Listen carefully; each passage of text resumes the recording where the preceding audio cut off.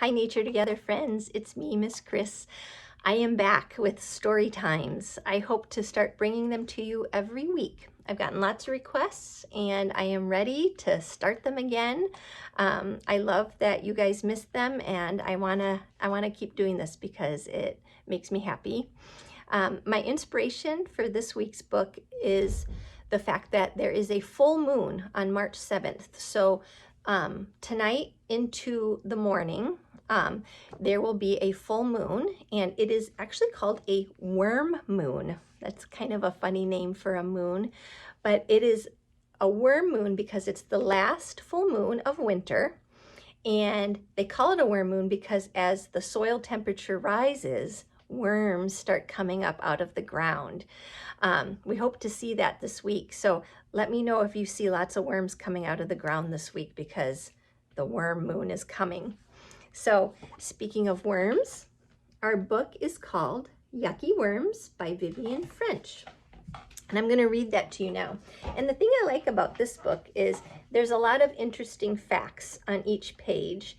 I'm going to read you the story part of it, but if you get a chance to check this book out, there's a lot of information in it. You can learn a lot from it. So I encourage you to find it and read it on your own too. All right, Yucky Worms.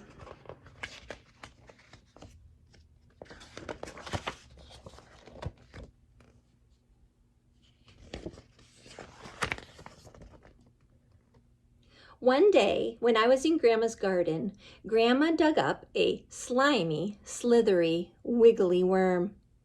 Yuck, I said. Throw it away. Throw it away?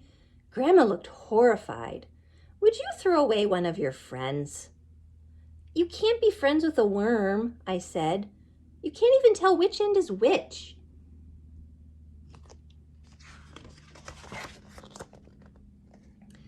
Yes, you can. Watch. Grandma put the worm down. It gave kind of a squirmy wriggle and disappeared really fast, pointy end first. As the rounded end vanished, Grandma said, "There goes its tail."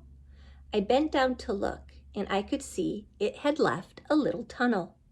Where did it go? I asked. Home, Grandma said. It's an earthworm. It lives underground.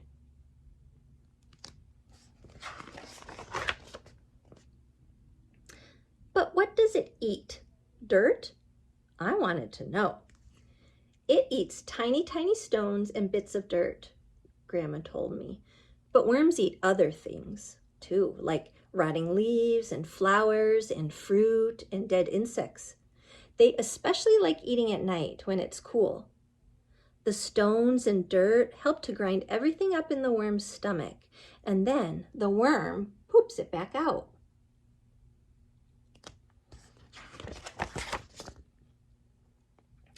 Grandma pointed at the flower bed. Look, can you see? I bent down and I saw what looked like a weird, long, curly worm made of dirt. That's worm poop, Grandma said. It's called a cast. You know when you recycle things? Well, worms do it too. There's still a lot of goodness left in things a worm eats. And when the goodness comes out again as poop, it helps plants to grow big and strong. And as the worms move around, under and on top of the soil, the poop gets spread around in the garden.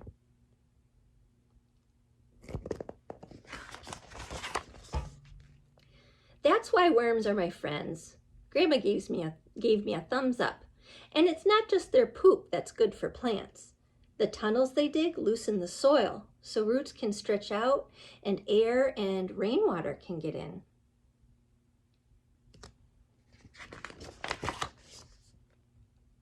But it's dangerous being a worm, Grandma said. I stared at her. Dangerous? I asked. She smiled at me big. Lots and lots of animals think worms make the most delicious dinner. Birds love them, and so do moles, badgers, frogs, hedgehogs, and foxes. Even some slugs eat worms. And human beings accidentally slice through them with spades and spike them with forks. It's a tough life. Cutting them in half doesn't hurt them, Grandma, I said. They just turn into two worms and keep growing. Grandma shook her head. Poor worms. Lots of people think that, but it's not true. She put her fork down. It's time for a snack.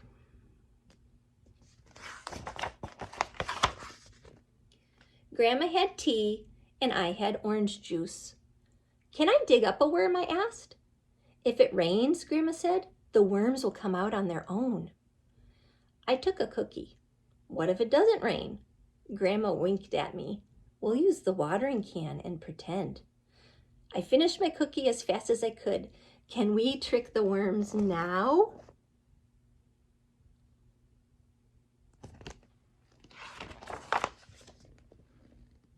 Grandma filled the watering can and I watered the ground. Then I stood back. I didn't want worms chewing on my shoes. They only poke their heads out, Grandma promised, and it'll be a while before they do.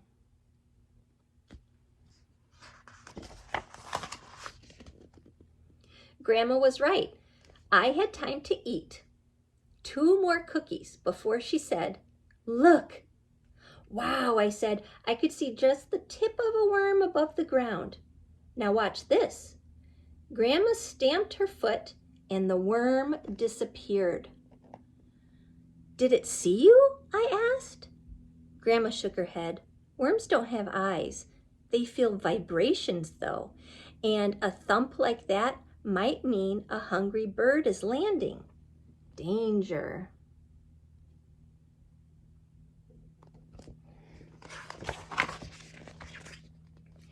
Grandma dug her fork in the ground. Up came lots of dirt and wriggly worms. She picked one up and washed it in the watering can. "Mustn't drop it," she said. "They can't swim."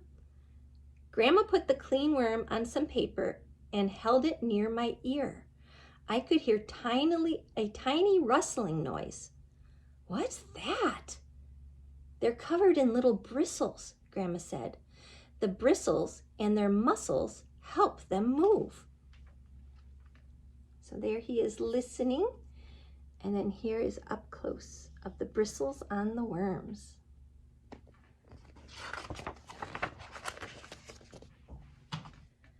"I've got muscles too." I bent my arm so Grandma could see. "If you've got so many muscles," she said, "maybe you'd like to help me plant my sunflower seedlings." "Okay," I agreed, and then I thought of something. When I go to school on Monday, I'm going to say that I have lots of new friends. "Good idea," said Grandma. "But," I said, "I might not actually say they're worms."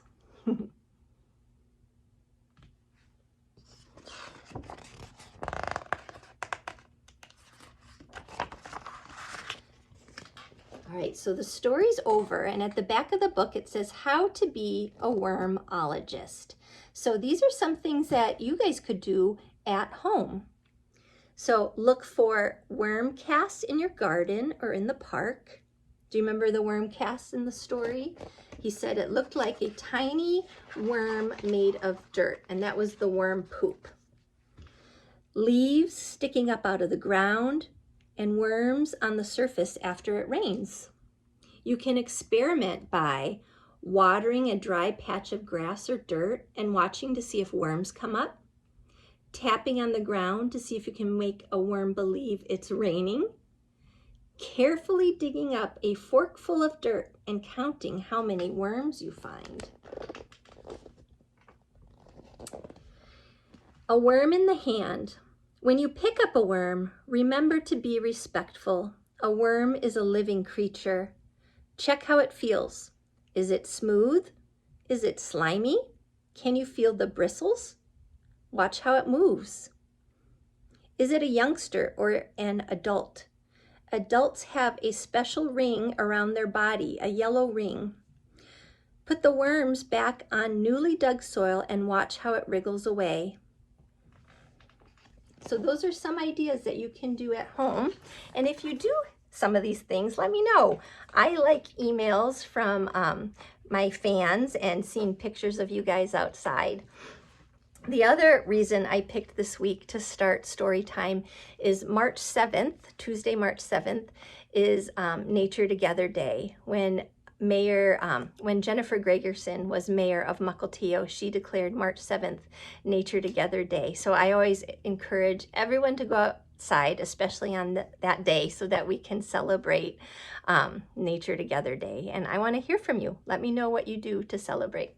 All right. Thanks for watching, friends. I will be back. Bye.